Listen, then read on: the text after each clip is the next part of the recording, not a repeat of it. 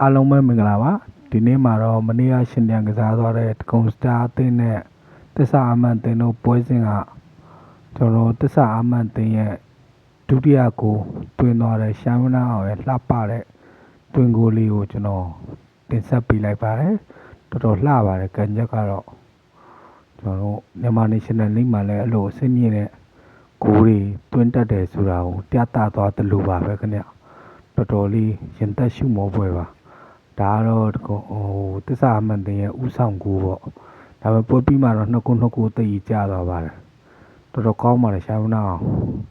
ကန်ချက်ကြီးကကြောက်စရာကြီးတဲ့တစ်ဖက်ကပြန်ထွက်လာတဲ့ဘောလုံးကိုထစ်တလို့နေထားကျုံတလို့ကန်နေဆိုပေမဲ့တော်တော်လေးချိန်သားကတိကျပါတယ်အားလုံးကျေးဇူးတင်ပါတယ်မြန်မာ National League ကိုလည်းဒီထက်ပိုမိုအားပေးကြဖို့ဖိတ်ခေါ်ပါတယ်ဒီလိုကိုတွေလည်းတွန်းတက်ပါတယ်အားလုံးကျေးဇူးပါခင်ဗျာ